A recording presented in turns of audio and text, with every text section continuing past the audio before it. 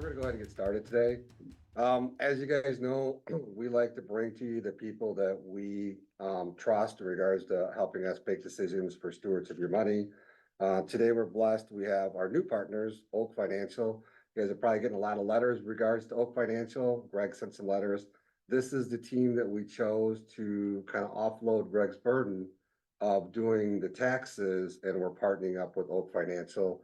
But that was important for everybody to get to know them a little bit, kind of see what they have, what they're all about, their values, their goals, things of that nature.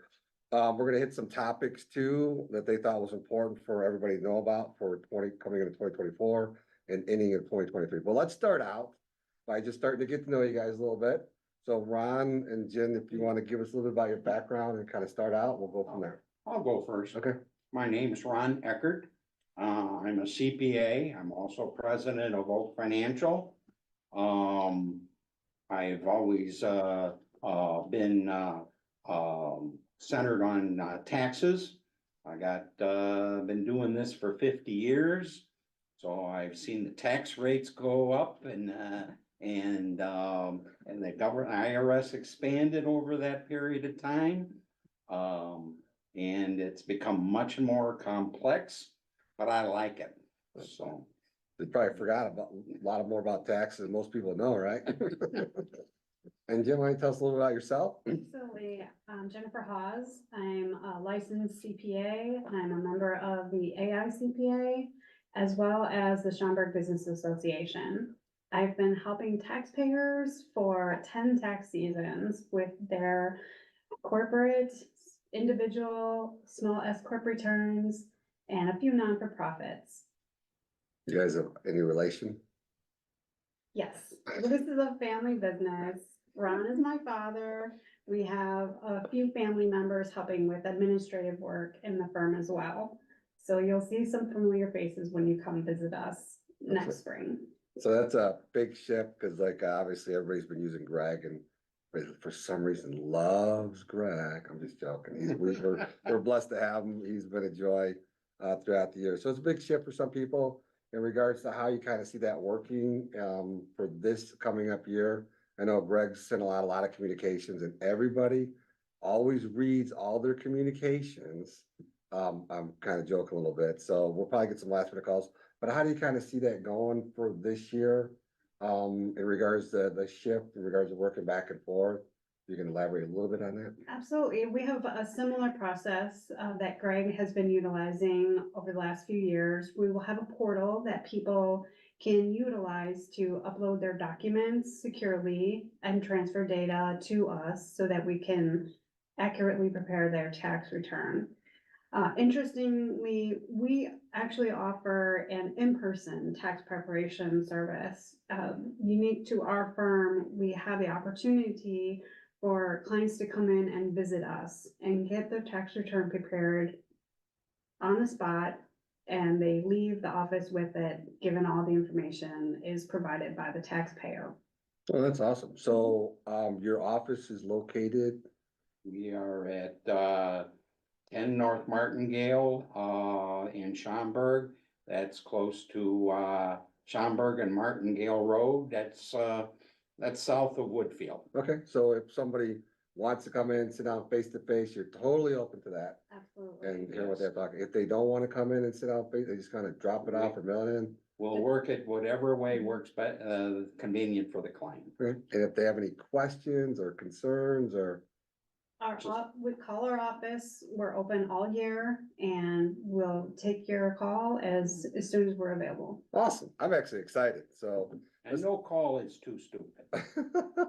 That's awesome. So customer service is there. We're actually excited for that. So let's kind of talk a little about some big topics that you guys shot over and thought that some questions that I think that you're getting asked throughout the year. One of them is, hey, I'm getting a 1099K for my self-employment income. What should I do if I get one? I can take that question. We have a new announcement to share with everyone. Just last month, the IRS listed a delay on the implementation of the new limit for Form 1099K of $600.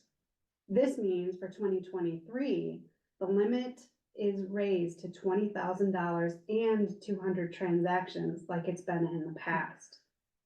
Important to note is next year, the limit will be $5,000. Where do these 1099-Ks come from? These are the amounts reported to the IRS by service providers such as PayPal, Venmo, and Zelle for either self-employment income, or could even be from a shared hotel bill among family members or a restaurant bill shared amongst coworkers. So when you get that form, give it to us so we can prepare your tax return accurately and determine what amount is taxable on that Form 1099-K. As I said, most importantly, don't throw away the Form 1099-K, just give it to us and we'll take care of the tax portion of it. That's funny you bring that up. My wife does, I think it's called Poshmark, where she resells clothes and stuff. So she just sent me an email saying that it got extended. She's all excited about this, so. So I was like, oh yeah, I'm meeting with somebody. I just saw that on the list, so. Well, another question, I think you guys are gonna ask a lot. We actually getting asked a lot of these questions too in regards to RMDs. So there's a lot of articles floating around in regards to what is the RMD for 2023? What are the penalties, the late fees, things of that. Can you just briefly touch on that a little bit? Oh, of course.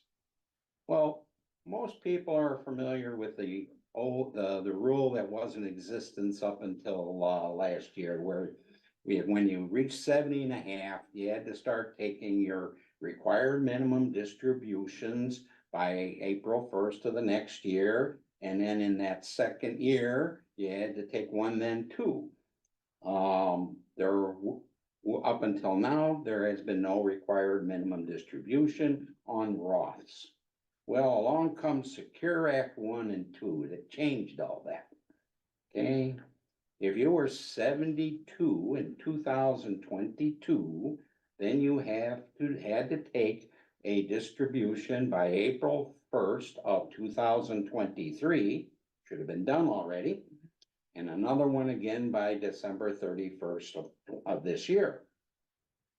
Now comes Secure Act 2. They have raised that the age to 73. So if you're 73 in 2024, then you have to take a distribution by April 1st of 2025, and then another one by December 31st of 25. Now, if you were born in 1951, you get a pass. You do not have to take a distribution in 2023. Okay. Now you might want to take your figure out whether you should take 2 distributions in 25, or you just take that first required distribution in the first year you come subject to the RMDs. That maybe you can balance it out a little more. Each case is each case. Okay, now the new age is going to be going up to 75 in 2033, but we got a while yet for that. Okay, if for some reason you forget to take your RMD, or somebody doesn't let you know about it, then you get a nice penalty, 50% plus the tax. Well, that penalty has now been lowered to 25% starting this year. But keep in mind, you still got to pay the tax. So that 25% plus either 15% or 22%, suddenly you're still, it's 50% of the money that you were required to take out. It still hurts. Okay. Let's say now you inherited your IRA. Well, spouses are the only ones that can really roll them over. Okay, the spouse, if the husband had started taking distributions, then she has the option of taking it over in putting it in her IRA and taking it over her life expectancy, or leaving it under her husband's, and she becomes the beneficiary. She now takes it over her life expectancy. Now, let's say you inherit Uncle Harry's IRA. Well, now you gotta take it over your life expectancy, but you have to deplete the account within 10 years, no exceptions. Anybody, so there used to be a policy, you'll try to stretch out your IRA over the beneficiary's life and expectancy. That's gone. 10 years, that's it. Roth IRAs. Roth IRAs didn't used to be subject to required minimum distributions. As long as I'm still alive, I don't have to take a required minimum distribution from my Roth. However, if my children inherit that our Roth account, they have to deplete that account within the 10 years. So it sounds like if you're over 70, you probably should call somebody and ask a lot of questions. That's right. We'll need to know your date of birth and And if you're 63 or under, you get that waiting period until you're age 75 before you have to start taking the RMD from your IRA. Oh, that's awesome. So another question I get asked a lot, which I was actually excited to see this on the list of stuff that was brought up. Home energy credits. Hey, if I just remodel my house, the government's gonna pay for it. Well, the energy credits are bigger than they have been in a long time. There's energy credits available actually to individuals on their residence, but there's also improvements on commercial building owners and even some businesses.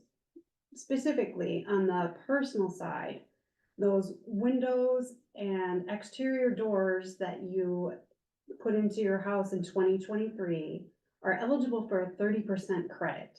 There are dollar limits, however, only $250 for those windows and $600 for the doors. Now, if you purchase something like heating and air conditioning, a boiler, or a heat pump, you will get the 30% credit as well, but a limit of $600 per item. The thing to remember here is these are non-refundable credits. So if you have no tax liability, you will not be eligible for the credit at all. Interestingly, on the business side, if you're a commercial building owner, you may receive energy improving deductions on your tax return. Keep your documentation on those qualifying purchases for your commercial building.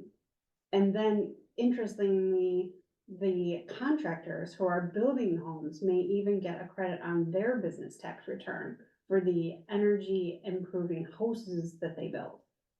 Oh, nice. So, oh, sorry, go ahead. And then there's even more with electric vehicles. On electric vehicles, we've heard in the media that there's tax credits available of $7,500. There are some qualifying items to consider on this credit though. The credit is subject to income limitations. The income limit for married filing joint couples is $225,000 and $150,000 for the single taxpayers. And also the vehicle has to comply with manufacturing requirements. There is even a $4,000 credit on used vehicles this year. But again, there's income limits, so watch out for those when you prepare your tax return. Like I said, the vehicle has to comply with manufacturing requirements such as mineral components, battery components, and the final assembly has to be in North America, and the vehicle has to be under 14,000 pounds. If you buy an electric vehicle that's a car, it has to cost less than $55,000. And the limits on vans, SUVs, and trucks is $80,000.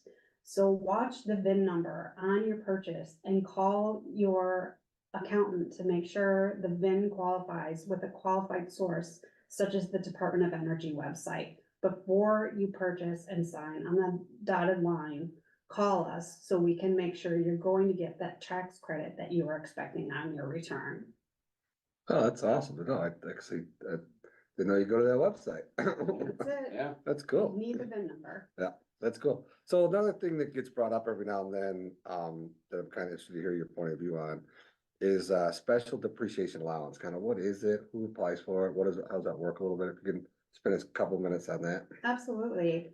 The special depreciation allowance is relatively new to the tax system and it's already starting to phase out. Last year, we enjoyed that 100% write-off for certain equipment and the qualifying items that you purchased for your business. However, this year, it's already phasing out to 80% and next year goes down to 60%. Now, we still have the section 179 to use for your equipment purchases on your business. But watch the special depreciation, the time to purchase that qualifying equipment or home, your business office equipment or furniture is here. So buy or finance that and take the opportunity of getting that write-off in 2023, wherever possible. Oh, that's awesome. Another one that comes up a little bit, which is, hey, I'm gonna buy a luxury car, and I need to find luxury car today because they all seem to be super expensive. But the depreciation on a luxury car and auto purchase, can you touch on that a little bit? Absolutely. There is a limit on that car purchase. The purchase is, we're talking about is a business that purchases a car that is used at least 50% in the business operations. And that limit for depreciation is only $20,200 for that first year. And then you get makers after that. What the definition of a luxury auto is a car that you purchase that costs more than $60,800 for 2023. So there's a high bar to meet and the limits on depreciation are still out there for that luxury auto. For your sounds like business most, owners. sounds like most cars on the lot are gonna be luxury cars. I know, right? According to the Yeah. IRS, yeah. According, at this day, I'm like, wait a minute, can you get a car for less than 60,000? Okay, new one that, kind of popped up. If you can spend a minute or so on FinCEN, am I pronouncing that right? Yeah, FinCEN. Well, we've got something entirely new this year. We have a thing called a beneficial ownership interest report that has to be filed with the Financial Crimes Enforcement Network. And that's the FinCEN. Okay, this is something entirely new. It's not a tax form. It's a different kind of report. And then it's going to be due before the end of 2024 here. Okay, every business that is a C or an S corporation or an LLC is subject to do this report. Now, there is some exceptions. That is, if the company has more than 20 employees or does more than $5 million worth of revenue. Well, that 95% of the companies out there are going to be subject to this report. Okay, what do we have to report? Well, we have to report people. We have to report any individual that directly or indirectly owns or exercise substantial control over 25% of a business. So, to speak in English, I would have to be on my business report. Jennifer would have to be on the report. Maybe my son, my wife, but not my grandchildren. My minor children are not, don't have to be reporting. Okay, the details of this report. We have to have the name, address, date of birth, and your driver's license number or some other kind of identification. And then not only that, we have to attach a copy of it. And this goes to the Financial Crimes Enforcement Network, the FinCEN. Okay, now this is not like a tax return where, okay, if we're late, we get a penalty or, maybe there's some, tax due. No. This is federal crimes, law, okay? Failure to submit is criminal penalties. So we will be dealing with that this year. Awesome, of course, why not? Fun things. Right? So this is awesome. Thank you so much. I am going to actually, when we do the replay, I'll put your contact information in there. Should we use your email, Jennifer? Absolutely. Okay, Mhm. so we'll put Jennifer's email, telephone number, contact address. We'll put that on the bottom of the replay when we send that out, so everybody has access to that. Is there anything as we wrap up here that I like to try to end on a positive note, not a scary note with the government, but You should ask me how many extensions we filed last year. how many extensions did you file last year? We filed 5 extensions. Oh, out of really? all the returns that we did. Oh, that's nice. So you get me your information by February or early March, your tax return's gonna be done on time. Well, that's awesome. Okay? That's awesome. Is there anything too that you think is exciting that's coming up or that you're excited about or excited for Christmas? Tax season. Tax season, We you call love it spring break myself. it? Oh, that's funny. So we're excited for the partnership. Looking forward to see how it works this year. Again, thank you guys so much for stopping by and doing this for us. We Well, really thank appreciate you it. for having us. Thank you. Thanks, guys.